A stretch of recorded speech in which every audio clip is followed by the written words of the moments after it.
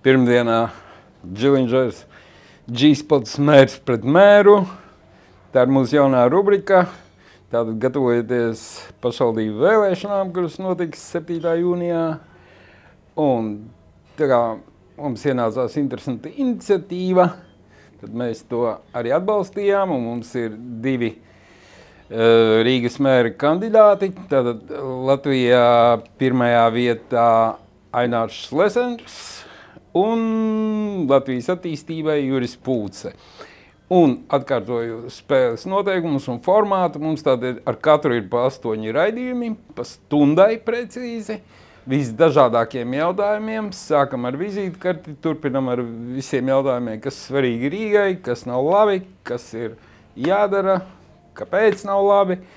Arī par Latvijas lietām, arī par starptautiskām lietām, arī par grēciņiem, ko līdz šim sastrādājuši abi politiķi, kuri ir diezgan ilgstoši jau politikā. Un tieši tāpēc mums interesi par šiem diviem ir, jo viņi ir pret esošo varu, viņi ir par krasām pārmaiņām, un viņi līdz šim arī kaut ko ir izdarījuši, atšķirībā no daudziem citiem. Tātad šodien, vēl atgādināšu par to, ka uzdodiet savus jautājumus komentāros, kādos no tālākiem raidījumiem. Mēs šos jautājumus interesantākos uzdosim arī kandidātiem. Un tā, atgādināšu tikai to vēl, ka raidlaiks ir partiju finansēts, bet nesaturs. Saturs pilnīgi manā brīvā pārziņā, un arī mēs neko negriežam ārā. Tīri, stunda. Mērs pret mēru. Šodien Latvija pirmajā vietā. Priekšsēdētājs Ainārs Šlesens. Sveiks, Ainār. Čau. Tu esi diezgan uzņēmis baigo gaitu, kā mēs redzam visur. Tevi var redzēt, visur enerģijas pilns. Pirmais jautājums. Kāds, tavuprāt, būtu ideālais Rīgas mērs un kādām rakstura īpašībām viņam būtu jāpiemīt? Pirms es runāšu par rakstura īpašībām, es dažas lietas gribu nosaukt, lai saprastu, kāpēc tieši tādas rakstura īpašības ir vajadzīgas. Nākamajā gadā Latvija plāno iekasēt 15,1 miljardu eiro nodokļos.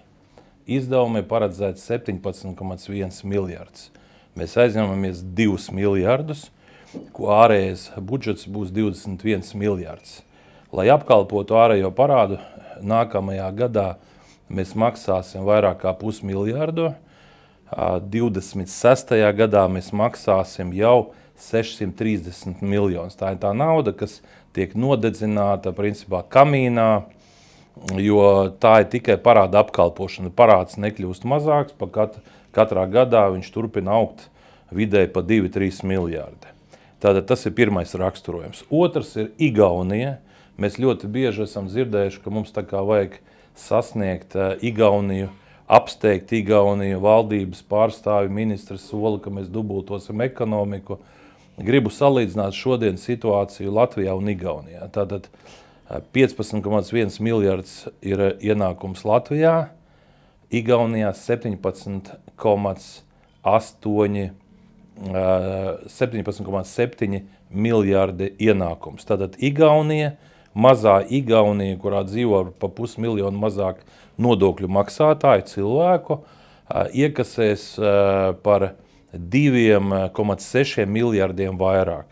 Ja mēs parēķinam Igaunijas cilvēkus un pielīdzinām Latvijas 1,8 miljoniem, tad varam uzskatīt, ka Igaunijas ienākumi nākamā gada budžetā ir apmēram 24 miljardi. Tas nozīmē, ka, lai mēs sasniegtu mazo Igauniju, viņu dzīves līmenī, mums pietrūkst apmēram nodokļos iekasētie 9 miljardi. Ko es ar to gribu pateikt? Kaut kas nav kārtībā ar šo esošo varu, ar esošo politiku. Plus vēl viens cipars. Tātad Igaunijā un Lietuvā, kur strādā tās pašas Skandināvu bankas, SEB un SVED, plus vēl, kā saka, pārējās, izsniegtā nauda kredītos uzņēmumiem, uzņēmējiem kopumā ir apmēram par 10 miljardiem lielāka ekonomika nekā Latvijā. rodas jautājums, kāpēc Latvijā situācija tik slikta, ka tās pašas bankas, kas kreditē Igaunijas un Lietuvas ekonomiku, negrib kreditēt Latvijas. Ir pārāk daudz problēmu. Un tā diagnoze, lai kaut kas mainītos, mums jātiek vaļā no vienotības.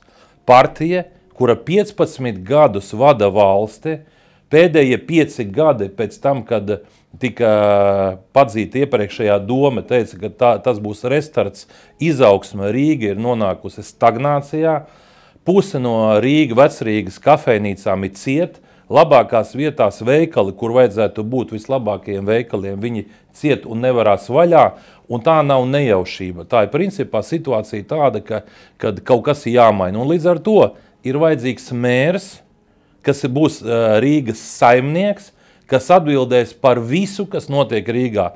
Gan par to, kas notiek un ir labi, gan par to, kas ir slikti. Un es gribu pasvītrot tieši, jo tas, ka būs arī problēmas, to mēs nevaram nekādā gadījumā nepiedzīvot, jo ir cilvēki, kas tāpat pieļaus kaut vai kļūdu. Ja? Bet nevar būt tā, ka šodien ir problēmas, mērs neko nezina, atbildīgās amatpersonas nezina, gluži tā kā tas ir Rail Baltica jautājumā. 15 gadus valsti vada vienotība, jā, un rezultātā atbildīgo nav. Tā kā līdz ar to ir vajadzīgs mērs, kam ir skaidrs redzējums, kā attīstīt ekonomiku, kā piesaistīt investīcijas, kā sadarboties ar uzņēmējiem, gan ar vietējiem, gan ar ārvalstu, lai uzrautu ekonomiku uz augšu. Tā kā dzīvojām pa vecam, tā vairs dzīvot nevar. Labi, tev rādās uzreiz viens papildu jautājums. Tad, var to izdarīt Rīgā, ja Latvijā paliek esošā vara? Neskatoties, ka angļu saka despite vai on spite of? Jāmaina vara gan Rīgā, gan Latvijā. Bet pirmais etaps ir 7. jūnijā ir Rīgas vēlēšanas, pašvaldību vēlēšanas. Un 26. gada oktobrī vienotībai ir jāaiziet. Tas ir gluži tāpat kā Amerikā. Atnāca Trumps un notīrīja visu laukumu. Kļūdams par prezidentu, pārņēma gan senātu, gan kongresu, vai ne? Līdz ar to republikāņi pārņēmuši varu. Un viņi tīra ārā visus demokrātus. Un te neiet runa par kaut kādu... Savējo ielikšanu. Jā, to, ko mēs sakam, savējo profesionāļu ielikšana. Trumps liek cilvēks no biznesa, cilvēks, kam ir īsta pieredze, jo šodien man bija, piemēram, tikšanās ar veselības nozares pārstāvi. To, ko es dzirdēju, tas ir šoks. Viņi saka, neiet nekas cauri. Viņi mēģina darīt vienu, otru, trešo lietu, te iet runa par Rīgas arī līmeni. Un viņi prasa, ja es esmu mērs, tad kāda būs sadarbība? Man atbilde ir ļoti vienkārša.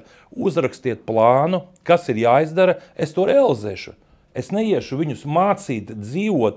Es saku, bet ir jābūt līdzsvaram starp pakalpojumu sniedzējiem un pakalpojumu saņēmējiem, tad līdz pacientiem. Svarīgi, kvalitāte, cena ir atbilstoša, dodiet plānu. Mēs vienojamies, viņi iedos plānu. Un tas, ko es daru, ja kāds saka, bet Šlecers jau nevar zināt visu. Es plānoju strādāt ļoti konkrēti. Ciešākie un tuvākie sadarbības partneri būs Tirdzniecības rūpniecības kamera un darba devēja konfederācija. Tie, kas ģenerē ienākumus šajā valstī. Un es esmu gan Rastovskim, gan Bitem skaidri pateicis, ja Šlecers ir mērs, tad viņiem būs atvērts, kas dots, viņu birojas principā galvenais atradīsies Rīgas domē. Visus jautājumus mēs skaņosim ar šīm organizācijām, nevis tā formāli papļāpājām un mēs pieņemām visu. Nē, principā viņi būs tie galvenie mani atbalstītāji. Ja. Tā ir mana prasība, tas ir mans piedāvājums, jo biznesam ir jābūt tam, kas palīdz sakārtot to vidi. Tie, kas maksā lielākos nodokļus, tiem arī jābūt vislielākajai ietekmei, jo savādāk mēs nekur neizlīdīsim. Jo, piemēram, tas pats Kirovs Lipmans, par kur es esmu daudzkārtīgi runājis, viņš gribēja uzbūvēt vēl vienu rūpnīcu šeit. Grindexam tagad ir vairāk kā 300 miljonu apgrozījumu. Beigās viņu sāka čakarēt visos līmeņos, viņš nopirka vienu rūpnīcu vēl Igaunijā, vienu tur laikam Slovenijā, un viss, jā. Tā nauda varēja būt ieguldīta šeit, tā kā mums ir svarīgi strādāt pēc principa. Ja kāds nāk ar nopietnām investīcijām, vietējais vai ārzemju, to mēs nešķirojam, es kā mērs darbošos ļoti vienkārši. Es savākšu visus ierēģņus, tā saucamo visu Rīgas birokrātiju, tie, kuriem formāli jāskaņo visi šie projekti, un skaidri pasaku, te ir investīcijas, piemēram, 10 vai 50 vai 100 miljoni. Kāds ir jūsu viedoklis? Jūs esat par vai pret? Un ja kāds ierēdnis saka, ka tās investīcijas sliktas, jo ir kaut kādi argumenti, ok, varam skatīties. Bet ja ierēdņiem nav argumenta pateikt pret, tad mēs slēdzam sadarbības līgumu ar uzņēmumu, saucamo MOU, Memorandum of Understanding, kurā mēs skaidri pasakam, Rīgas doma atbalsta jūsu projektu, mēs garantējam saskaņošanu visīsākajā laikā. Un ja kāds to nedara, paldies un uz redzēšanos. Par to mums vairāk ir nākamais raidījums paredzējis, bet tu apsteidzi manu nākamo jautājumu, kas no tām, tavuprāt, ideālā mēra atbilst tev, tas jau tā kā saplūda kopā, vai ne? Tās kvalitātes, Rīgai ko tu nosauci, mērs, kas ir saimnieks, kam ir biznesa pieredze.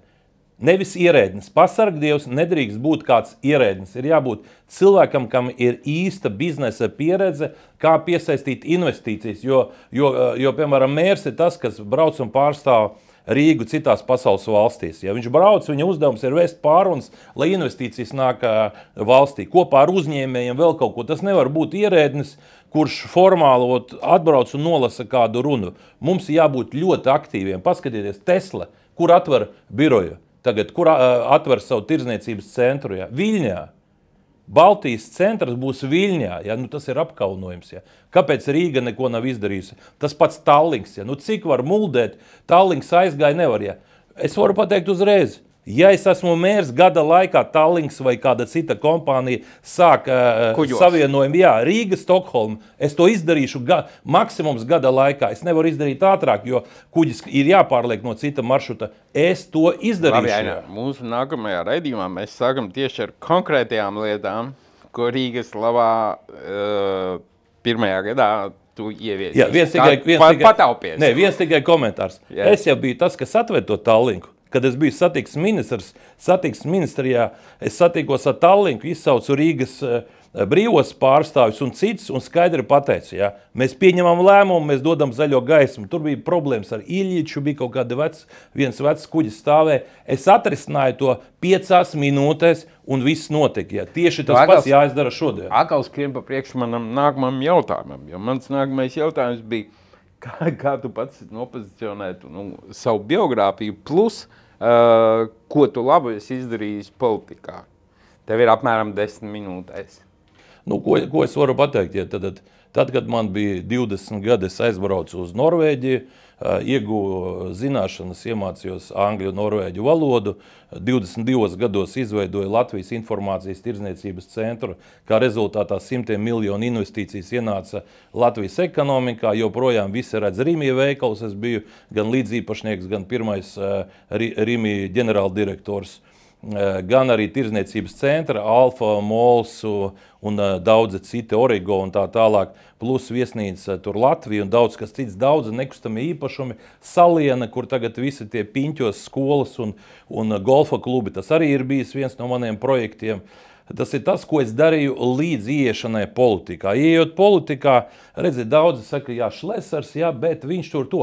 Es nekad neesmu bijis premjers. Es varu uzņemties atbildību par tiem amatiem. Es biju ekonomikas ministrs, un manā laikā arī tika samazināts uzņēmuma ienākumu nodoklis no 25 līdz 15. Kurš laiks, piedod? Nē, tas bija... Ekonomikas ministrs. Jā, es biju no 98. līdz 99. bet uzņēmuma ienākumu nodokli, principā es biju tad ministru prezidenta biedrs. Jā. Pēc manas iniciatīvas Repšas valdības laikā es piespiedu pieņemt lēmumu un samazināt šo nodokli. Rezultātā nevis 70 miljonus mēs zaudējām ienākumos, tāpēc, ka nodoklis mazāks, bet mēs pat 200 miljoniem palielinājām ienākumus. Ja tas ir fakts, kas notika manā laikā.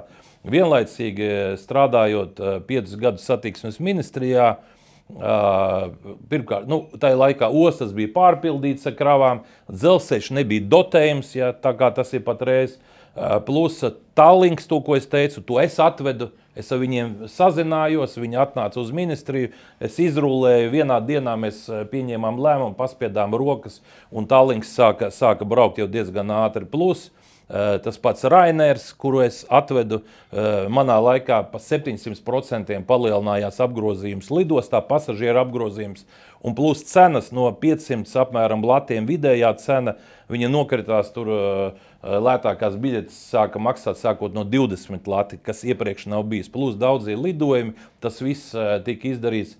Protams, tika būvēt arī tie paši Saukrastu apveceļš, arī Maskavas virzienā, kādreiz tā Kokneses šoseja, to mēs arī uzbūvējam, pa kuriem tagad braukā, tas manā laikā ir izdarīts.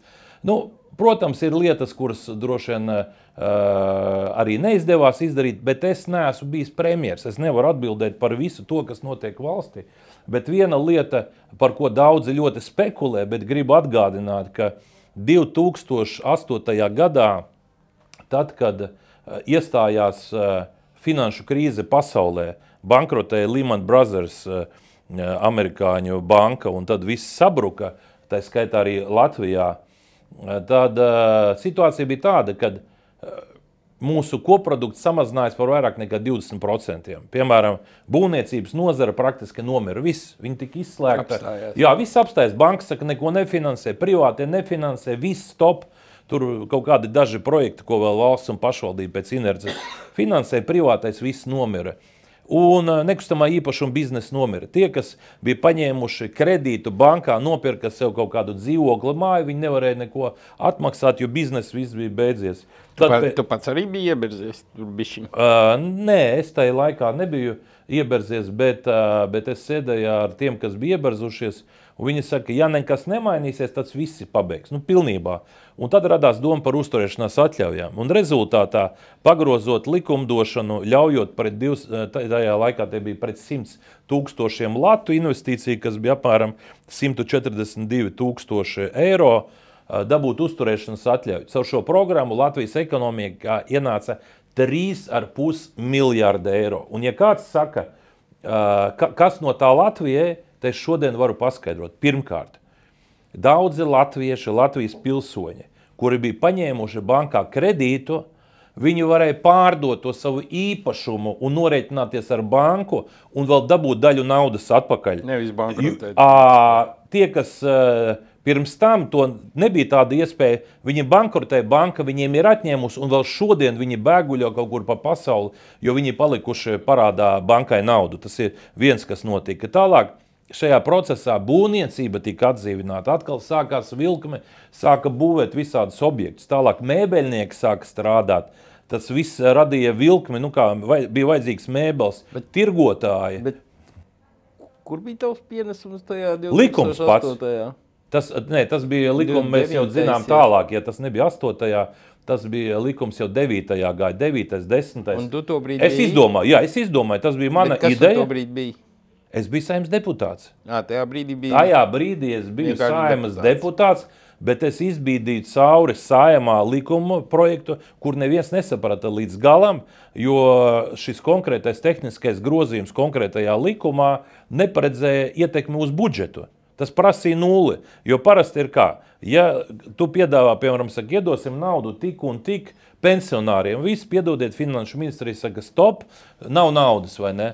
Šajā gadījumā sanāca tā, ka tas, ko es virzīju, tam nebija ietekmes uz budžetu. Līdz ar to tas izgāja cauri, un rezultātā 3,5 miljārdi mūsu ekonomikā ienāca restorāni, dabūja vairāk klientus un veikali, un kopumā ekonomikā tā nauda deva lielu atspaidu, un, kā daudz teica, pateicoties šai naudai, daudzas būvkompānijas neaizvērās pilnībā, un nekustamā īpašuma attīstītāji arī daudzi, kas izdzīvoja. Un tas ir viens piemērs, kā ar vienu konkrētu lēmumu var sasniegt tik daudz. Un tas, ko, piemēram, daudz arī nesaprot, viņiem šķiet, ka viss sastāv tikai no budžeta pārdalīšanas par labu vienai un otrai kabatai. Šodien, atgriežoties pie tiem sākotnēji manis nosauktajiem cipariem, mums par 9 miljārdiem pietrūkst naudas ienākumi, jo mūsu ekonomika ir krietni mazāka nekā mazajā Igaunijā. Mums šodien ir nepieciešams darīt visu, lai valstī ieplūst investīcijas no visas pasaules. Bet pirmkārt, protams, jāstrādā ar vietējiem uzņēmējiem, bet pamaz naudas. Mēs par taviem konkrētajiem darbiem. Nē, nu, kas attiecās, tas, ko es esmu darījis, es vienmēr esmu bijis biznesa pusē. Esmu braucis uz dažādām pasaules valstīm kopā ar biznesa delegācijām, uzņēmēju delegācijām. Tie uzņēmēji, kas ir braukuši ar mani, viņi zina, ka es vienmēr esmu strādājis 24/7 režīmā. Tas nav tā kā, jau vakarā esmu noguris, tur jāiet, tur jāatpūšās un viss. Mēs esam strādājuši, ja principā visi tie braucieni tādi, kad cilvēkiem nav laika atpūsties. Visu laiku kaut kas notiek, jo man svarīgi, lai braucienu laikā tā programma ir tiešām no agrā rīta līdz vēlam vakaram. Un, protams, arī vest pārunas. Ja. Es esmu bijis vedis dažādas pārunas, un, piemēram, viens no braucieniem, kas nav saistīts ar politiku, ar biznesu, ar ekonomiku, bet ar lielu politisku notikumu. Tad, kad es biju ministru prezidenta biedrs, prezidenta Vairavīķa Freiberga man uzaicināja braucienā uz Davosu, tas biznesa fórumu. Nav viennozīmīgi vērtēts pasākums, bet es ieņēmu amatu valdībā un es braucu līdzi. Un tad mēs ar Vairavīķu Freibergu vienā dienā, tas bija tāds interesants pasākums, kur mēs braucām zirga pajūgā, tur bija iespēja arī tikt izvizinātiem. Davosā tika piedāvāti tādas iespējas, tur apkārt sniegs, viss balts, un tad viņas vīrs vēl bija Andrejs Pildagovičs, kas tajā laikā arī strādāja pie Vairavīķas Freibergas, patreiz ārlietu ministrijā viņš darbojās. Un es atceros, ka Vairavīķa Freiberga tur tā sēž, es saku, prezidenti, mums vajadzētu varbūt kaut ko lielu, kādu lielu pasākumu uztaisīt. Mums nav, jūs redzat, te visa pasaule sapulcēsies. Te ir politiskie līderi, biznesa līderi, un tas bija kaut kāds 2004. gads. 2004. gads, es saku, mums vajadzētu kaut ko lielu Latvijā uztaisīt, lai cilvēki sabrauc, un tas bija tieši Davosā, kā dabūt šos pasaules līderus. Un tad Vairavīķa Freiberga tā kā drusku apjuka, un viņi saka, vai mums nauda, mēs jau neesam tāda bagāta valsts, tas viss maksā. Es saku, prezidenti, izdomājam vienu projektu, ko mēs gribam realizēt, nauda būs. Un tad mēs sēdējām, tur braucām tajā zirga pajūgā, viņi saka, regulāri tur tiek organizēti NATO samiti. Un ka viņa kā prezidenta varētu braukt un lobēt, lai tas pasākums notiktu Latvijā. Es saku, cik naudas vajag? Viņi saka, es jau nezinu, tā un tā. Un tad beigās mēs nonācām, ka tāds pasākums varētu Latviju izmaksāt kādus 30 miljonus. Ja tiek pasaules līderi brauc, tur drošība jānodrošina. Es teicu, prezidenta, nauda būs, es vienošos, tā kā daram to. Jā. Un mēs vienojamies. Un gala rezultātā pēc pāris gadiem Rīgā bija NATO samits, kurā bija Džordžs Bušs ieradās, Amerikas prezidents un visi citi pasaules līderi. Un tā vienošanās par projektu radās braucot zirga pajūgā Davosā. Ja, tas nebija tā, ka reizēm ir vērtīgi pavizināties. Bet tas parāda to, ka ir jābūt vīzijai, ir jābūt ideja, ko mēs darām. Šai valdībai šodien lielākā problēma ir tāda, viņiem nav ideja, ko darīt. Viņi it kā dara, viss kaut kā, bet, piemēram, es saku, tas pats Rail Baltics, par kuru, kā tu teici, mēs runāsim citā reizē. Jā. Viņi nezin, ko darīt. Jā. Viņiem tā kā karsts kartupels, viņi runā, ka tas baigais projekts, bet koč dos ekonomikai, ja mēs viņu tās apskatīsim no visām pusēm. Gala rezultātā tie nav tikai 10 miljārdi investīcijas. Tie būs 100 miljonu ikgadējie izdevumi, kur, kā mēs dzirdam, kur brauks 4 vilcienu dienā. Ekonomikai tas būs nevis 0, tā būs mīnus zīme, tāpēc, ka katru gadu būs jāpiemaksā 100 miljonu. Par tevi mēs joprojām. Tā visi labo darbu saraksts. Es jau nevaru... Par Air Baltiku vēl var izstāstīt. Tas ir,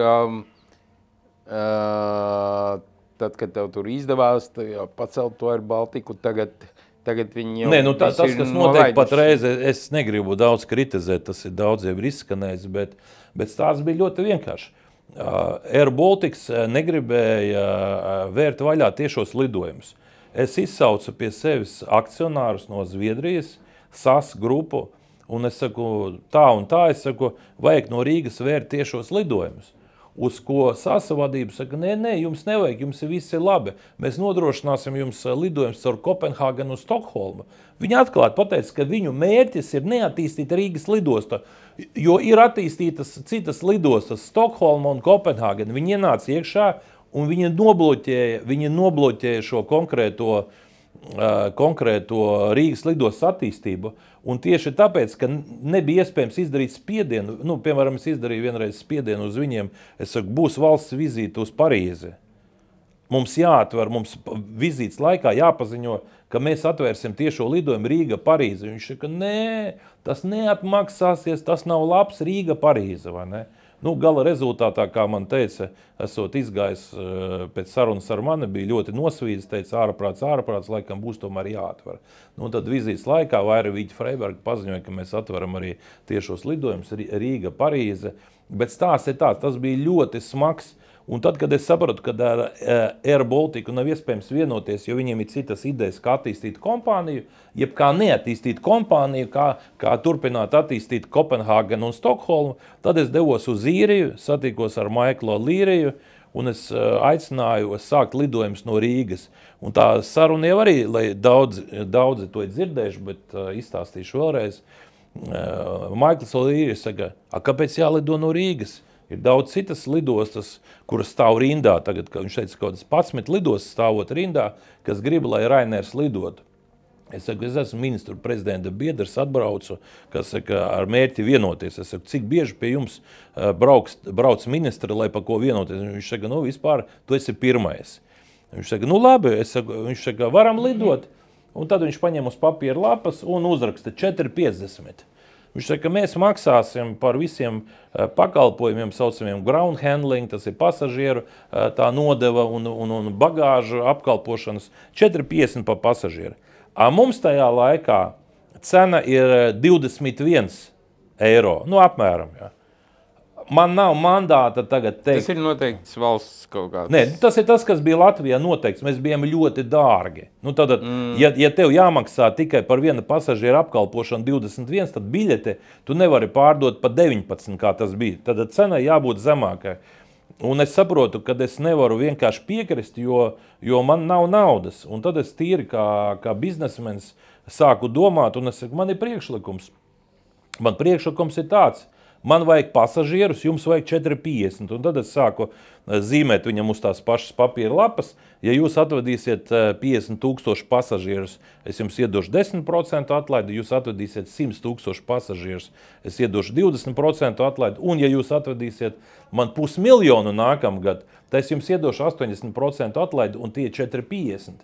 Un tā ir tā doma. Ja? Un gala rezultātā mēs paspiedām rokas viss, bet problēma jau ir tāda, kad atbraucot atpakaļ uz Latviju, satiekoties ar ministrijas darbiniekiem, viņi teica, ne, mēs neatbalstam, vajag dotācijas. Viņi nesaprot to manu domu gājienu, kā ar 4,50 samazinot no 21 lidosta izdzīvos. Ja rezultātā mani pasūta 3 mājas tālāk visa satiksmes ministrijas ierēdniecība.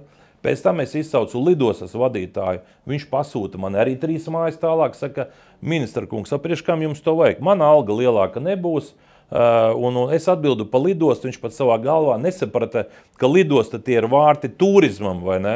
Un rezultātā es eju uz valdību, saku, man neviens neatbalsta, redz, kur man vajag tādu lēmumu. Viņš saka, nes papīrus ar visām vīzām mēs lemsim. Es saku, man nav vīzas, neviens neparaksta. Un tajā brīdī es kā satiksmes ministrs sapratdams, ka man ir jāzvano Līrija un jāpasaka, piedodiet Rainers, ka saka, mēs laužam vienošanos, lai gan tā bija mutiskā vispirms tāda vienošanās, ka es nevaru izpildīt tos nosacījumus, un es teicu, nē, un es izdevu rakstisku pavēli samazināt tarifus, un tas bija pretlikumīgi tajā brīdī. Dabūja krimināllieta. Par ko bija krimināllieta, Knāps gribēja iesēdināt. Tikai viena lieta, jo krimināllieta bija par lielu zaudējumu radīšanu lidostai. Un neviens nevarēja uzrādīt, kur ir zaudējumi. Jā, bet tad, kad es saku, jūs esat apskatījušies cipars, un tad, kad viņi ieraudzīja, apmēram tā formula bija tāda, lidostas apgrozījums pie augstiem tarifiem ir kaut kādi 9 miljoni, un tad es samazinu tos tarifus, un mēs dabūjam kaut kāds 12, 14 miljonus, un tas viss sāk kāpt uz augšu ar katru gadu aizvien vairāk. Viņi saka, mēs nesaprotam, no kurienes nauda rodās. Mēs sākam attīstīt neaviācijas biznesu, parkings un viss tas tax-free biznes, un mēs sākām nomāt tur telpas visāds. Rezultātā mēs caur to pasažieru apgrozījumu iekasējām vairāk. Un tas ir tas, kas šodien notiek. Problēma ir tāda. Ierēģi visi bija pret mani, jā. Knāps kriminālu lietu ierosināja un viss. Un šodien, tad, kad mēs sēžam uz šī Titanika un principā grimstam, ir nepieciešams pieņemt lēmumus, jo ierēdniecība tie, kas šodien strādā, piemēram, Rīgas domē, daudzi viņi visi būs pret. Un tā kā bija viena te sapulce, kurā piedalījās uzņēmēji saistībā ar nekustamā īpašuma nozari un Latvijas šefs Šīns, tad, kad viņam bija jāuzstājas, viņš teica, es īsti nesaprotu, ko es te daru, jo es nesaprotu, ko jūs te runājat. Nu, tur bija tik dīvainas tās runas, bija izskanējušas, un tā viņš vienu piemēru nosauc. Viņš teica, viņš ar tādu ierēģņu delegāciju bija aizbrauc uz Tallinu, iepazīties ar to pieredzi, kā viņiem iet. Un Igauņi saka, ot mums, lai saskaņotu šādus kas saka, šādas lietas, iedot būvotļaus, mums vajadzīgs ne vairāk par 1 mēnesi. Latvijā šī procedūra sākās minimums 3 mēneši. Kāpēc mēs nevaram nokopēt šo lēno igauņu kas saka, normu un ielikt pie mums, ka jāsaskaņo mēnesī? Mūsēji saka, nē, mums vajag nopietnāk saskaņot. Un lietā, ja politiķis nesaprot būtību, tad viņš ies ierēģņu pavadā. Un tas ir tas, kas bieži notiek, kad daudzi politiķi viņi nesaprot, ko viņi pieņem, kādus lēmumus, ieskaitot arī budžetu. Tajā brīdī, kad es nāku ar iniciatīvu tagad arī palielināt par 1 miljonu turistu skaitu, lai atdzīvinātu Vecerīgu, lai dabūtu te vairāk turistu tā tālāk. Par to nākamreiz. Cilvēki nesaprot. Tā ir tā galvenā lieta. Cik valodas tu zini? 4. Angļu, norvēģu, krievu? Jā, latviešu, krievu, angļu, norvēģu. Norvēģu brīvi tu joprojām runā. Kā toreiz samācījies, tā joprojām. Så vi kan prata norsk. Hvis du snakker norsk, så da kan vi fortsette vår samtale på norsk. Bet sarežģīta. Jā, bet redzēs, ka bija 20 gadi, es ierados Norvēģijā un es zināju latviešu, krievu valodu un nedaudz angļu valodu. Un tur nerunāja neviens. Ja mēs bijām 18 studenti, bet es nokļuvu vienā tautas augstskolā. Un rezultātā man bija 2 vārnīcas latviešu, angļu, norvēģu, angļu. Līdz ar to man bija vēl jāizmanto latviešu angļu vārnīca. Jā, bet pēc burtiski 3-4 mēnešiem es brīvi runāju jau norvēģu valodā, jo es katru dienu 5-6 stundas mācījos abas valodas. Principā gan angļu, gan norvēģu. 2 vienā saucās. Man nebija varianta, jo es nevarēju nonākt līdz norvēģu valodai, nezinot angļu valodu. Okay. Nu, labi. Kāda izglītība tev oficiāli ir? Man ir vidējā tehniskā, es pabeidzu Latvijas industriālo politehniku.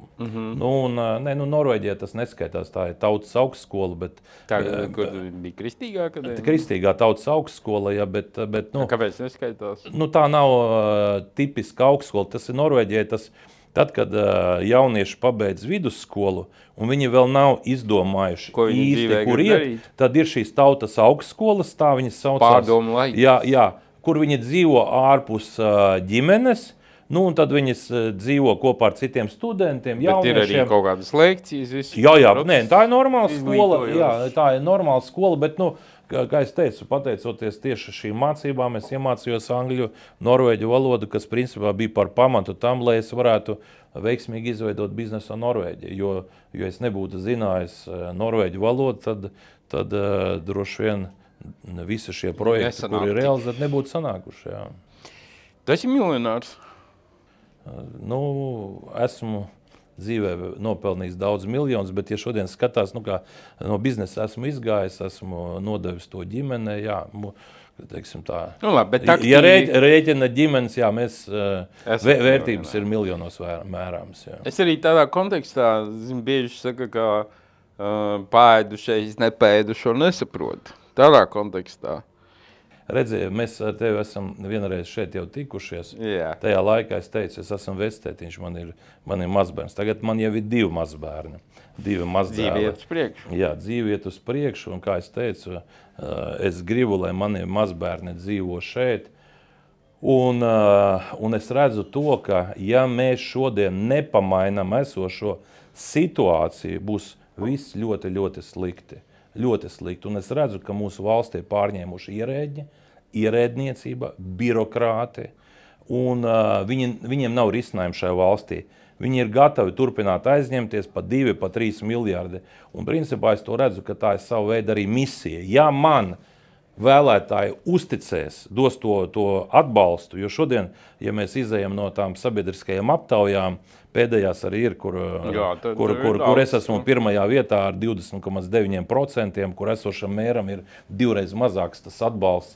Bet es gribētu, kas saka, vēl vairāk pieaudzēt šo atbalstu, un kas bija interesanti, veicot aptaujas, arī bija jautājums, kāpēc Šlesers tiek atbalsts, kāpēc jūs atbalstat? Un tur principā mani nepārsteidza tas, ko es izlasīju. Jo, cilvēki ko pamanīja? Pirmkārt, ka es esmu uzņēmējs, ka es saprotu biznesu ekonomiku, un līdz ar to es varu reāls rezultātus sasniegt. Tālāk ir ģimenes vērtības, stingri esmu par ģimenes vērtībām, atbalsts ģimenēm. Trešais ļoti būtiskais faktors ir tas, ka es nešķiroju cilvēkus. Neatkarīgi no kādā valodā runā, priekš manis ir vienota Latvijas nācija, kur latviešu valoda ir valsts valoda, bet visi pilsoņi ir vienādi, ko es arī saku, jo mums ir tik maz šodien. Tad, kad iebrauc visi tie bēgļi, vai tā ir Sīrija, vai Āfrikas valsts un viss, mums jāturās ir kopā, mūs paliek maz, mēs izmirstam. Un šie galvenie principi, galvenais tas, ka cilvēki redz, ka es esmu tas, kurš saprot biznesu ekonomiku, man ir reāla pieredze un plus konkrētās vērtības, kuras es pārstāvu. Tas ir bijis pamats, kāpēc cilvēki izteica man atbalstu. Bet kā tu joprojām ir ļoti daudz cilvēku, kuriem ir tādi nostiprinājušies priekšstati, kā tu pats to skaidrot? Šlesers tas nozīmē kaut kāda saistība ar Krieviju uzreiz. Otrs Šlesers tas nozīmē kaut ko investīcijas sabiedrīs, par sevi parūpēsies. Šodien pat Dans Titovs savā laboratorijā. Dans Titovs varētu paklusēt, jā. Nē, viņš pat patiesībā pateica komplimentu, jo viņa izvēle bija starp to džekiem, kuri uztais kaut kādu pāli Daugavā, un nevienam no tā nav labuma. Šlesers atradīs investīcijas, labi kaut ko pats iegūs, bet visi iegūs savu to. Vienkārši ar Danu mums bija iespēja tur Repšas valdības laikā drusku pakomunicēt. Jūs jau bijāt vienā laivā, bet viņš arī izjauca to valdību, tas tā, kas saka zināšanai, bet kāpēc ir šie priekšstati? Daudziem viņi uzreiz kaut kā... Redzi, tas tās ir ārkārtīgi vienkārši. Tad, kad es biju politikā, iepriekš sociālo tīklu nebija, un principā tas, ko par tevi parāda sabiedriskie mēdīji vai kādi citi mēdīji, tāds arī viedoklis ir. Un ja no tevis grib uztaisīt kaut kādu pilsoni, kas saka dīvainīti un tā tālāk, tā kā daudz saka, jā, bet kur tu esi samācies runāt, jo visi zina, ka es bez sagatavošanas, bez pierakstiem Saeimā debatēju, vai tās ir 5 minūtes vai stunda un tā tālāk, jā, un plus, kas saka, saturs un viss, jā. Dzīve ir iemācījusi, bet problēma ir tāda, ja no mana teksta arī šodien izraus vienu teikumu, saliks ar citu teikumu, tad ļoti viegli uztaisīt arī šodien mani pa idiotu, bet vienkārši tas vairs nav tas laiks, kad es nevaru atbildēt. Vienkārši tas, ka es esmu ļoti aktīvi strādājis sociālos tīklos, paudzes viedokli, debatējis Saeimā un tā tālāk, tas, to viedokli sāku mainīt. Bet redzi, tas galvenais jau ir tas, kad man ir pretinieki, jā. Savā laikā tā bija Sarmīta Ēlerte, kura sākumā bija draudzīga, bet pēc tam saprata, kad es traucēju viņas plāniem, jā, tad bija kampaņa pret mani, tad bija vēl visādas cīņas ar visādiem sorosistiem un ne tikai sorosistiem. Es esmu caur to izgājis cauri, bet šoreiz es saku tā, es negribu vairs runāt par vecām, kas saka, lietām, tur es nevienu negribu vainot nekas. Šoreiz vienkārši tās ir tāds.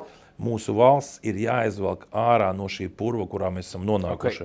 Un Rīgai tas, kas ir pats svarīgākais. Es jautāju par to, kāpēc to priekšstat. Tu domā, ka tie ir tie valsts mēdīji, kas sabiedriskie tā saucamie, kas dzīvē ir bijis visādi, bet, kā es teicu, ja šodien mēs uz ielas pajautāsim, kurus jūs politiķus zinat, un ja piedāvājam vēl tiks nosaukti kaut kādi uzvārdi bijušie, cilvēki pat nebūs pamanījuši, ka mums ir bijuši tādi ministri. Mana atpazīstamība ir gan tuvu 100%, un līdz ar to katram ir kāds viedoklis par mani. Jā. Labs vai slikts, tā ir cita lieta. Protams, bet es gribu salīdzināt atkal ar Ameriku. Amerikas princips ir demokrāti un ir republikāņi. Pret Trumpu 32 krimināllietas bija ierosinātas. viņu gānīja, kas tik pret viņu kāda nomelnošana nebija vērsta. Gala rezultātā tomēr vairākums viņu ievēlēja par prezidentu. Bet tur ir divu partiju sistēmas. CNN Trumpu lamāja visu laiku. Fox bija viņa pusē. Par starptautisko mēs arī vēl būsim. Man ir mani atbalstītāji, man ir mani pretinieki. Vienkārši iepriekš tiem maniem oponentiem, pretiniekiem bija lielākas iespējas, kas saka, teiksim tā. Nokomunicēt ar tautu. Aptaisīt kādu no politiķiem, vai ne? Šoreiz, ņemot vērā pateicoties sociāliem tīkliem, visām platformām, mēs veidojam arī savu stāstu, kur cilvēki var ieraudzīt, viņi var salīdzināt un tad pieņemt lēmumu paši. Šoreiz mums ir iespēja caur sociāliem tīkliem zināmā mērā uzrunāt mūsu atbalstītājus. Un vēl, mūsu partija ir 70 000 sekotāji TikTokā, man ir 60 000 Facebookā. Sekotāji vēl nenozīmē atbalstītāji. Nē, bet cilvēki seko. Un svarīgi pat tie, kas mani lamā, viņi pauž argumentus, uz kuriem es varu atbildēt tur arī kādā nākamā rullītī un tā tālāk. Tu pats, teiksim, par notikumiem Latvijā vai notikumiem pasaulē, kādus tu izmanto resursus? Kā es sekoju, un jāsaka, pateicoties atkal šīm tehnoloģijām, es sekoju līdzi ziņu kanāliem, gan CNN, gan Fox News, gan arī citiem. Al Jazeera tagad ir ļoti aktuāls apskatīties, kā viņi atspoguļo situāciju Sīrijā. Un, piemēram, Trumpam bija tikko pirmā intervija. Ja es viņu no rīta jau pamodos, man uzreiz uzrādās vairāk kā stundu gara pēc viņa ievēlēšanas pirmā intervija. Es esmu jau noklausījies un es zinu, ko viņam jautāja, ko viņš ir atbildējis. Līdz ar to es neesmu atkarīgs no tā, ko vakarā Panorāma parāda. Panorāma vairs nav tas kanāls, caur kuriem tu iegūsti informāciju. Lai gan, protams, ir jāapskatās Panorāma, jo projām nevienmēr, bet tad, kad man ir iespēja, bet princips jau ir tāds, pat ja es neskatos tiešraidē, LSM attiecīgi viņu portālā, tu apskaties tās galvenās ziņas, kas tur ir, un tu vari noskatīties attiecīgi jau kaut vai nākamajā dienā vai vēlu vakarā. Tā kā es pats cenšos, ja iepriekš bija tā, ka tev ir viens preses sekretārs, kurš tur tev atnes kaut ko, tā tu politikā darboties nevar. Ja? Un tajā pašā brīdī, kad, piemēram, kaut vai tu brauc mašīnā, tu ieliec austiņā, kas saka, kas saka, lai visu dzirdētu, un tu brauc un mūziku neklausies, bet klausies ziņas. Es ļoti daudz, un plus, protams, ir dažādas intervijas, un, piemēram, kopš sākās karš Ukrainā, piemēram, ir ļoti daudz tie Ukraiņi, kuriem es sekoju līdzi. Sākumā bija tas Feigins, Aristovičs, pēc tam viņi tur salecās, tagad katrs savā platformā strādā, tas pats Gordons, tāpat daudz citi. Tev jādzird dažādi viedokļi. Ne, par Latviju sociāltīkli. Sociāltīkli pārsvarā internetu portāls. Internetu portāli arī, protams. Kurš tev ir? Kur tu pirmām kārtām skaties? Reāli LSM vairāk, jo tur... Tas ir tāds oficiālais. Tomēr viņš ir oficiālais. Kurš tev nav draudzīgs? Man ir pieejams arī Delfi, TVNet, es ātri apskatos. Ja kaut kāds virsraksts ir interesants, tad es ieeju, izlasu vai noklausos, noskatos. Tā kā principā es sekoju vairākiem. Tā kā tuvojas Ziemassvētki un Jaungads, pastāst par savu ģimeni. Pastāstīt, ko man ir joprojām... Pastāst, cik tev ir bērnu, kā tev iet to jau es esmu teicis. Ko bērni nodarbojās? 5 bērni, no kuriem 3 dzīvo kopā ar mums, tie kas ir zem 18. Sīkie? Sīkie vairs nav. Meitai 11, tad dēlam 13 un vienam jau ir 18. Un tad ir vecākiem 27 un 31. Un tad divi mazdēli, vienam jau ir pāri pa 2 gadu, vienam mēnesis. Okay. Un viena sieva, 32 gadus, joprojām viena sieva, 32 gadus esam jau kopā. Malatis. Kā jūs Ziemassvētkus jūs savācaties visi lielais? Principā jā, mēs katru gadu mēģinam savākties. Nevienmēr sanāk, kāds ir aizbraucis, bet kad visi bija kopā, tad bija arī Salaveķis ir nācis uz dievkalpojumu, esam arī gājuši regulāri, bet, protams, ir arī svētku mielasts kad visi pie viena Pats arī gatavo kaut ko? Es gatavoju katru rītu brokastis saviem bērniem. Man ir sieva vienošanās. Sievai ne, bērni. Nē, es katru rītu, tad, kad bērni brauc uz skolas ceļos agrāk, es sagatavoju brokastis, un tad mēs ar bērniem no rīta pie brokastis galda aprunājamies un padalāmies ar iespaidiem, jo sanāk tā, ka, piemēram, arī šodien es būšu mājās, bet bērni jau gulēs, jo man vēl vakarā ir tiešā intervija 9 vakarā, tā kā es domāju, ka es būšu neātrāk par 11, tā kā bērni gulēs, bet rīt mēs brokastosim kopā. Bet uz svētkiem sieva gatavo. Sieva to. Jā, viņa ir īpaša recepte pīlē, viņa gatavo īpašu pīli, un tad visa ģimene to bauda. Un vecgada vakars atšķirās kaut ko jums, vai tas dublējās? Es teikšu tā, kad es biju Norvēģijā, aizbraucis, es Norvēģiem prasu, un kā jūs svinat jauno gadu? Ko jums rāda pa televizoru? Jo mēs bijām kā pieraduši Padomju Savienībā. Jo, kad es aizbraucu uz Norvēģiju, es biju Padomju pilsonis, tas bija 90. gads, vēl Padomju Savienība nebija sabrukus, tas bija principā tieši pirms. Un tad visi sēž pie galda un skatās Goluboja gaņoku, un pēc tam tur parāda kaut kādus tur vēl ārzemju estrāde, tur Abba, piemēram, tur Boniem un viss.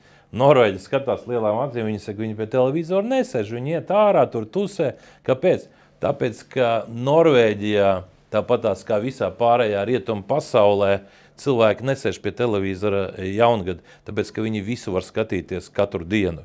To, ko mums sapakoja īpašā programmā uz jauno gadu, un mēs gaidījām, lai noskatītos svētku programmu, viņi skatās katru dienu. Šodien, ja kāds cilvēks grib apskatīties kādu mūzikas, piemēram, jaunākos, tur ir mūzikas kanāli. Labi, tu skaties, piemēram, premjeru un prezidenta uzrunas? Nevienmēr. Es viņus noskatos pēc tam, ja, piemēram, ja es neesmu Latvijā, jā, tad es apskatos, protams, lai būtu lietas kursā, lai man būtu viedoklis, bet tad mēs izbraucam, jo redzi, tad, kad es esmu Latvijā, man tas darba režīms ir diezgan aktīvs, un principā pat, ja es esmu Latvijā, tad ģimene mani diezgan maz var pavadīt laiku, un pat, ja es esmu mājās, tur vai tie ir zvani, vai tā ir komunikācija tur ar partijas cilvēkiem vai kā savādāk, jo pa dienu ļoti bieži ienāk zvani un pašā vakarā es tikai varu uz viņiem atbildēt, bet mēs mēģinām šādi tad kaut kur izbraukt un tad mēs tā kā ar ģimeni kopā pavadām laiku. Jūs kaut kad mēģināt izbraukt tikai ar sievu divatā?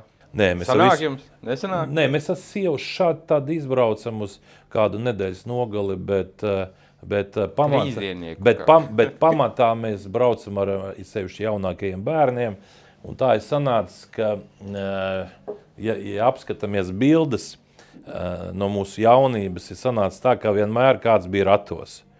Ja vienmēr ir kādi rati, un mēs bijām pieraduši, jā, rati vienmēr, vienalga, kur mēs braucam, rati tiek sapakoti, nodoti bagāžā. Tagad nav, bet tagad ar mazbērniem rati ir. Tā kā mēs jau ar sievu arī tā smejamies, ka izskatās, ka mēs mūsu dzīves laikā vienmēr ceļosim ar bērnu ratiem. Tur austrumu cīņā vēl nodarbojies? Nē, es tagad nenodarbojos, bet savā laikā tas laiks bija pietiekoši intensīvs, interesants, un kā daudz saka, ko es darīju 80. gadu beigās. Viens es mācījos industriālā politehnikumā, otrais es nodarbojos ar to saucamo pirkšanu pārdošanu, lai kaut ko nopelnītu. Farsovka, jā, lai iztikai varētu kaut ko nopelnīt. Un principā es trenējos, tad bija 2 reizes dienā, trenējos gan boksa klubā, gan kickboks. Kā tev bija motivācija? Tev bija kāds nodarījis pāri bērnībā? Vienkārši sanāca tā, ka tad, kad man bija 10 gadi, es tur spēlēju futbolu skolā, Rīgas 25. vidusskolā. Un tur bija atnākusi viena trenere, kas ieraudzīja, ka es tur ātri skraidu pa to laukumu. Viņa pasauc, viņa saka, vai es negribu ar vieglietīgi nodarboties. Man tāda plāna nebija. Viņa tur teica, nu, noskrien, cik tur tos 60 metrus uz laiku, un tad viņa to spidometru uzspieda. Es noskrēju gan ātri tajā laikā. Viņa saka, Klau, tev jāiet trenēties. Un tad viņa saka, rīt ir sacensības, vai negribu atbraukt noskriet sacensībās. Nu, es nākamā dienā aizbraucu un tad dabūju vienu pirmo vietu 60 metros, 200 metros dabūju otro vietu, un man liekas, tālēkšanā bija 3. vieta. Tā kā 3 diploma āķis lūpā, un tā es tur notrenējos 3 gadus ar vieglatlētiku. Tur bija ziemas nometnes Murjāņos, bija vasarā uz Smilteni braucām. Pēc tam 13 gados, kad es dabūju traumu, salauzu abas rokas un pēkšņi to neko nevar darīt, tad bija nepieciešams domāt, kādā veidā tur tālāk ar sportu nodarboties. Nu, un tad nonācām līdz tām austrumu cīņām, lai gan padomu laikā tas bija aizliegts. Jā, tur bija pa pagrabiem tikai varēja kaut kā nelegāli. Kaut kādām šautuvēm, skolās gājām, tur bija viss tā kā tāda konspirācija. Bruce Lee filmas. Jā, skatījāmies tās filmas, trenējāmies, un tad tur mēs gan Purciemā vienā skolā trenējāmies, gan centrā tur bija, pa dažādām zālēm mēs tur iztaigājām. Un tad, kad es jau biju tehnikumā, tad arī 80. gadu beigās mēs braukājām uz Kalngali, tur mežā trenējāmies, tur ar saulēktu, tur sākās krosiņi un tam mežā, tur sparingi. Bija interesants laiks un principā, ja kāds saka, kā bija dzīvot Padomju Savienībā, bija tās sliktās lietas, bet ja es paņemu to, kā es pavadīju to laiku pats trenējoties un draugu pulkā, es teikšu tā, tajā brīdī es nedomāju par to, ka tā sistēma var mainīties, jo tie, kas tagad stāsta, kā viņi 86. 7. gadā cīnījās pret padomu iekārtu, mums 86. 7. gadā bija ateisms. Ateisms vēl skolās bija komunisma mācības, un es kaut kā neredzēju apkārt sev cilvēkus, kas tā būtu ļoti cīnījušies pret padomju varas. Es cīnījos, tāpēc, ka es pirku pārdevu, un tas bija pretlikumīgi. To es varu apstiprināt šodien. Bet, klausies, tagad tu vismaz rītrozmi uztaisi vai kaut ko ēdstrālīti vai kaut ko dari? Es esmu darījis, ar svariem pastrādāju, teiksim tā. Protams, gribētos vairāk. Tas nav tā kā vairāk katru dienu un viss. Bet, piemēram, reizi gadā mēs ar ģimeni, mums ir tradīcija, mēs braucam slēpot uz kalniem. Ja manāca, ka visa ģimene slēpo, arī sīkie slēpo, un tas patīk visiem. Tā ir labā lieta, jo ir tā, ka ir nodarbs, kuras nepatīk. Kalnu slēpošanā, mēs jau kādus 20 gadus skrējamais trenažieris tā nav mājā? Mājās, es ārā, man ir iespēja ārā paskriet vai ne, Jūrmalā pavadot laiku vasarā. Cik es saprotu, tu esi diezgan dievticīgs, vai ne? Es esmu ar baznīcu saskāries. Es esmu kristīts bērnībā un tā. Tas bija 86. gads, kad es nonācu Mežaparka draudzē. Tad vēl pirms tas kļuva moderni, ja? Moderni kļuva tagad atmoda atnāca, tad viss pēkšņi aizgājis baznīcu. Bet tur bija interesanti, tur es tajā baznīcā, tā ir laikam viena no mazākajām Latvijas draudzēm, tur bija profesors Feldmans, tur Ēriks Jēkabsons tajā laikā kalpoja.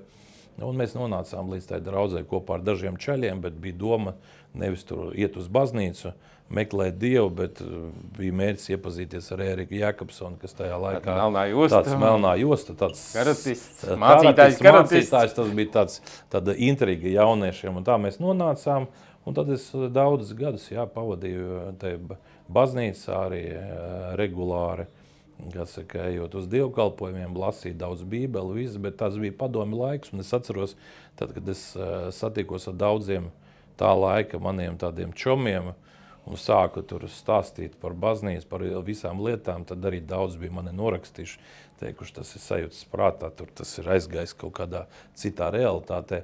Tā kā tas viss ir bijis. Bet tagad? Es esmu ticīgs cilvēks, mana sieva ir ļoti ticīga. Mēs, principā, par tām lietām varbūt mazāk runājam, bet vairāk daram. Bet, kā es teicu, šoreiz tas galvenais virzītājs manā ģimenē, tā ir mana sieva, kas jau 20 gadus organizē lūkšanu brokastis. Tas ir tas, kas ir sācies Amerikā pēc Otrā pasaules kara. Un, principā, viņi sāka to kustību. Un Latvijā šīs lūkšana brokastis notiek visā Latvijā. Tas nav vienreiz gadā, tas notiek bieži. Tas nozīmē, ka tev jāapmaksā. Es esmu daudz arī atbalstījis, bet, piemēram, reģionos patreiz jau cilvēki, kas organizē, viņi paši apmaksā, bet tās lielās, jā, es esmu visus šos 20 gadus atbalstījis savu sievu, jo, protams, šos pasākums kādam ir jāfinansē un jāatbalsta. Kurienes tev tā pārliecība par to, ka Dievs ir? Redzi, pārliecība ir tāda, ka šī dzīve ir laicīga un ja Dieva nav, tad viss ir bezjēdzīgi, tad tu ēd, dzer, tāpat tās nekam nav nekāda jēga. Bet tā ir mana pārliecība, un es kā kristietis esmu pārliecināts, ka ir mūžība, kurā cilvēki arī satiksies, ir dvēsele, kura ir arī mūžīga, un ķermenis, jā, mēs dzīvojam laicīgi, jo, redzi, man ir svarīgi to, ko es daru, kas paliek pēc manis. Jo, ja nav šīs ticības, kad ir šī mūžība, tad principā ir tā, ja tev šodien naudas pietiek, tu dzīvo priekš sevis, tu parēķini, cik gadiem tev vēl vajag, viss tu neko nedari. Tu jau varētu vairs neko nedarīt. Es nevarētu. Es varētu nodarboties tikai finansiāli tev pietik. Es teiktu tā, pietiek, bet es skatos uz tādiem cilvēkiem kā Warrens Buffets, kuram jau ir 95, un viņš joprojām strādā, vada uzņēmumu. Nevar likties mierā. Es šodien varu pateikt skaidri, ka viss tas, ko es esmu darījis, tā ir tikai iesildīšanās. Un mana lielā vīzija šodien ir tiešām, lai Latvija būtu viena no bagātākām pasaules valstīm, un lai es savu roku tam varētu būtu pielicis. Grāmatiņas lasi?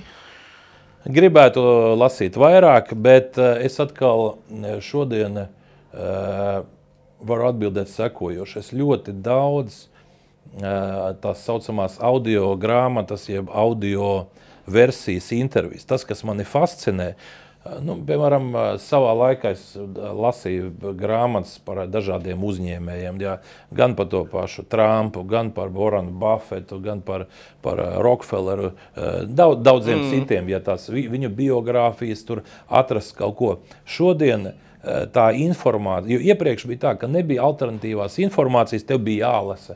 Šodien tu vari iegūt informāciju no dzīvām intervijām, nevis pat grāmatu lasīt, bet tu vari atrast kādu interviju un paklausīties, jo ir intonācija. Ko saka Bills Gates, ko saka Warrens Buffets, ko saka Donalds Trumps, ko saka Zuckerbergs, ko saka visi šie pasaules līmeņa uzņēmēji un politiķi. Tu vari paklausīties, un mani tas šodien kaut kā vairāk uzrunā, un tāpēc es ļoti daudz laika pavadu, lai tiešām šīs intervijas klausītos. Un tur ir, piemēram, intervijas gan ar politiķiem, gan ar uzņēmējiem.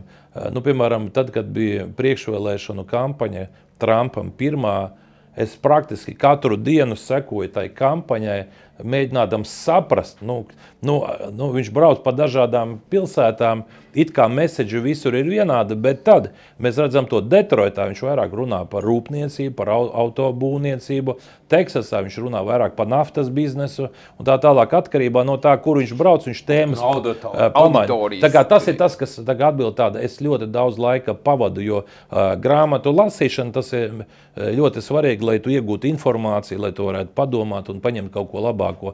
Man šodien tas laiks vairāk aiziet versijās, ka es klausos šīs intervijas un arī, kas saka, tās audio versijas. Ko nozīmē vārds Rīga? Rīga, tā ir mūsu galvaspilsēta. Bet vārds pats, nezinu? Pats vārds, es negribu kļūdīties, bet Rīga ir galvaspilsēta. Tā vienmēr priekš manis.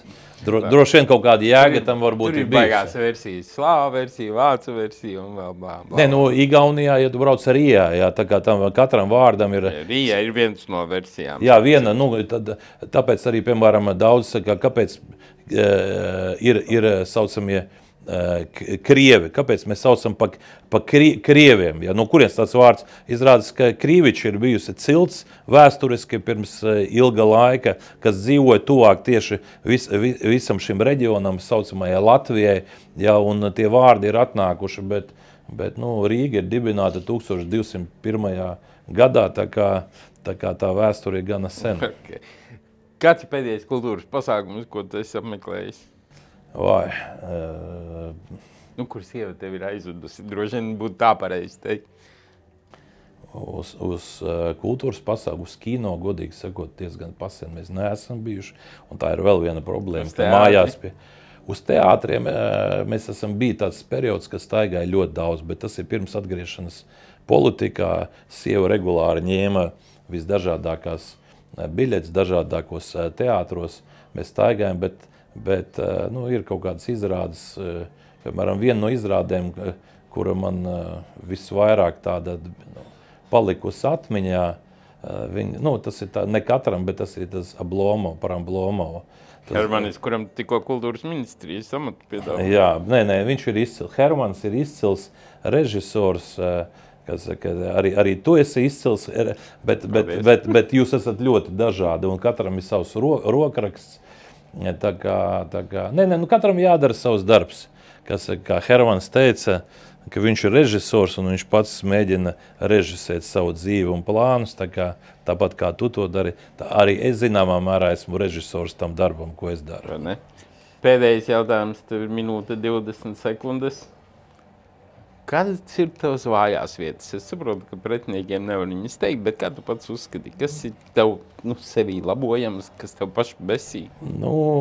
Viena no manām vājām un stiprām vietām ir tāda, kad es principā šatad pārāk ātri cenšos uzticēties cilvēkiem. Man ir princips ir tāds, kamēr tas cilvēks mani nav nodevis, nav pamata viņam neuzticēties. Un pat, ja es zinu, ka tas cilvēks ir izdarījis kaut ko nepārāk forša, ja, es izvērtēju no tā, ka iespējams viņš to vairāk nedarīs. Un tur man ir bijuši gan tā, kad es esmu par to dārgi samaksājis, gan arī tas ir atmaksājies, jo dot cilvēkam otru iespēju, jo ļoti bieži tā, ja cilvēks pakrīt, saka, šis ir pakrits, es eju tālāk. Ja man patīk iedot roku, palīdzēt atcelt, un tie cilvēki, kas ir bijuši apkārt manā dzīvē ļoti bieži, viņi atcerās to, ka es savējos nekad neesmu nodevis. Ja vien cilvēks nav nodevis mani, ja es vienmēr esmu centies atbalstīt savējos, un tā ir mana stiprā un vājā vieta.